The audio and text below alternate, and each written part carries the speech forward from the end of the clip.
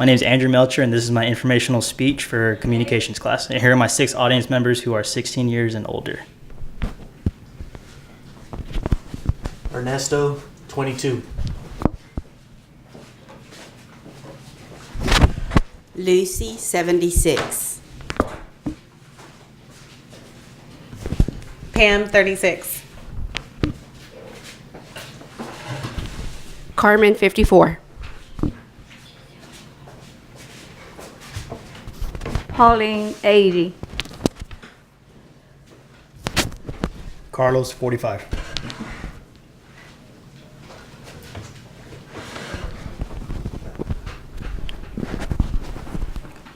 Okay.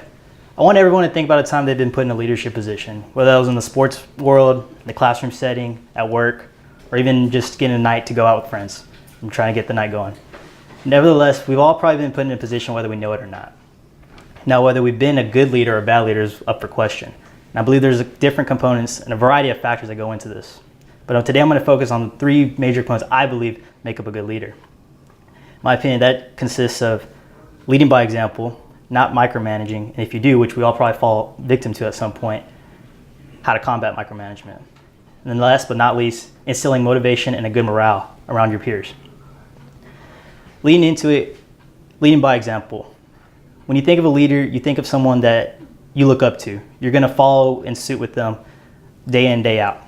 Now, whether they're bad, you're going to eventually follow those tasks as well. That's what makes a good leader. You see your leader coming in and day out, not getting their work done or showing up 30 minutes late, you're going to follow suit with that too. Upon my research, quick links, they stated managers do things right, leaders do the right things. These both go hand in hand in suit with each other. You can't have one without the other. When you have your leader essentially doing the same thing as your subordinates are, they're going to see that they're enduring the same thing you are.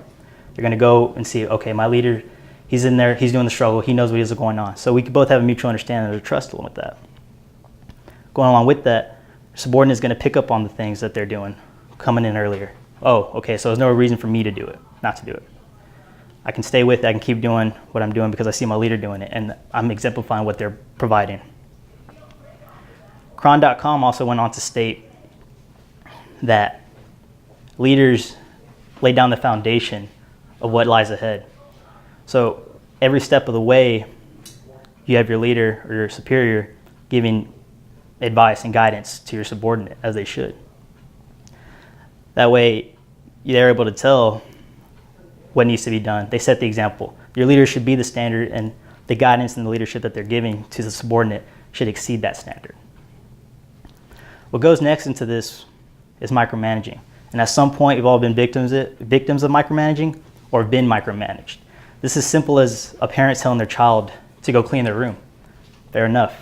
Well, a child's going to go start cleaning the room, but the very next second, we have a parent saying, no, do it this way. I want you to do it that way.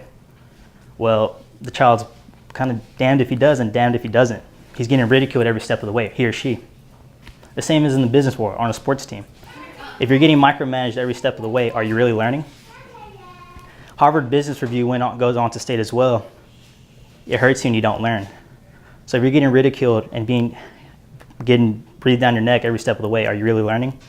Your superior is not going to be getting the work they need to get done, essentially, and you can't learn and grow professionally along the same way.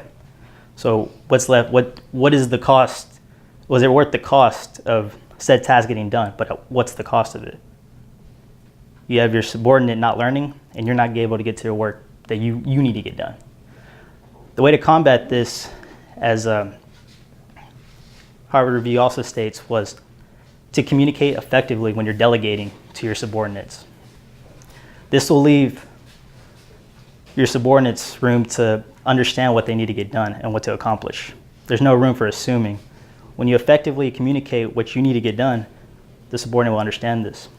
So when the task is given to the superior or the leader, and they have a clear vision in their mind of what needs to get done, they should be able to relay that to their subordinate at the same time. So that subordinate sees through the same lenses of the superior and the leader, and there's no room for miscommunication. There's no room for assumption. Everything should be left as it is, and everyone's on the same page. Next that goes into this would be for a leader to instill motivation and positive morale around the workplace or said team. When a leader comes into a workplace or on a team, for example, they should bring a positive attitude with them at all times. If you have your slowest subordinate from the intern or the very subordinate right underneath said leader, and you see their leader coming in with a bad attitude or just negative energy, how is that going to affect the rest of the workplace or the rest of the subordinates or anyone else below? It's not good. Forbes.com went on to state as well that you need to treat your subordinates as people as well. You shouldn't treat your workers just as another person trying to get your paycheck or help you get to your end goal. You need to treat them as human beings and compassionate people, because we're all people at the end of the day that have wants and needs. So the questions along the way of, hey, how's your weekend going? How's the family? Is there anything I can do to help you? Go a long way with said person. This gives a trust and understanding between the person and the leader, saying, okay, I can trust my superior. He's not someone that just has power over me. This is also someone that I can trust with. I have an understanding that he cares about me, or he or she cares about me, and I can come to and make sure that I can get my job done. They also go on to state that a leader that comes in with positive energy is going to likely affect the rest of the business or the rest of the team for that matter. They come with a positive energy and a good morale to keep the morale up for that matter. When you can do that, this affects everything. It's like a well-tuned machine. If all the parts are going from the lowest intern to the general manager, everything works smoothly and flows well. So just wrapping everything up, these are the components I believe that make up how to be a good leader. You lead by example. You show the people what's the standard and how to exceed that standard, as well as not micromanaging people, because none of us at the end of the day would like to be micromanaged. We don't like to have our hand held every step of the way. We need to learn our mistakes and learn from them. And you can't do that if you're being micromanaged every step of the way.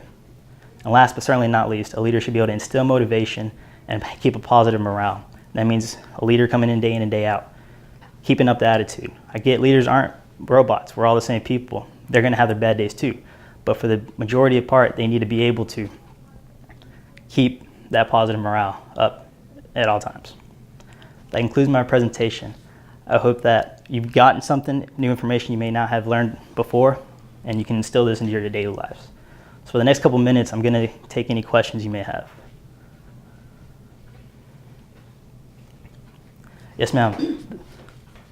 Okay, so you mentioned micromanagement. You mentioned... Yes, ma'am. So you brought up micromanagement. Mm-hmm.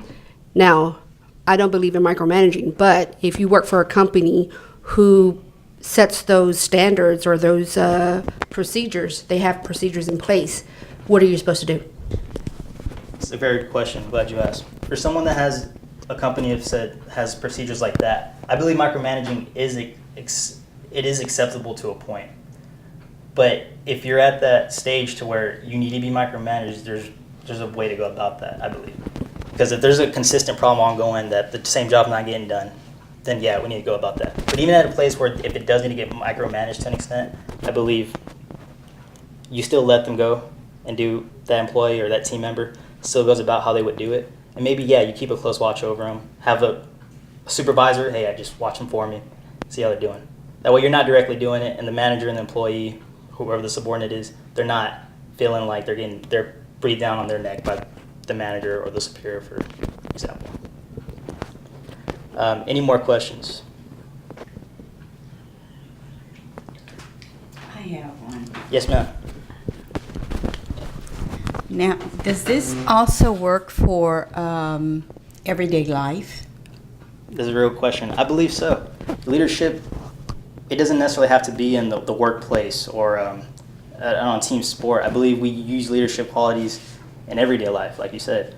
Whether we're at a red light and it turns green, or a four-way stop sign, that's a better question, better example.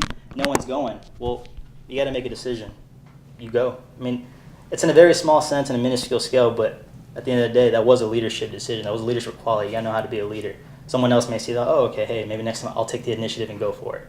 Something along those lines. I mean, that's a very small example, but same principles. As far as delegating. Exactly. Yes, ma'am. I have a question. Yes. Is this something that I can instill with my kids? Of course. I by no means know. I've not had a child, but I would think so. I mean, they're, especially kids, I would assume they are going to look up to their parents and see, that's my role model, that's my leader. So they're going to follow what the parent does, essentially. So yes, you can instill leadership qualities amongst yourself to delegate towards your kids, in a sense. Thank you.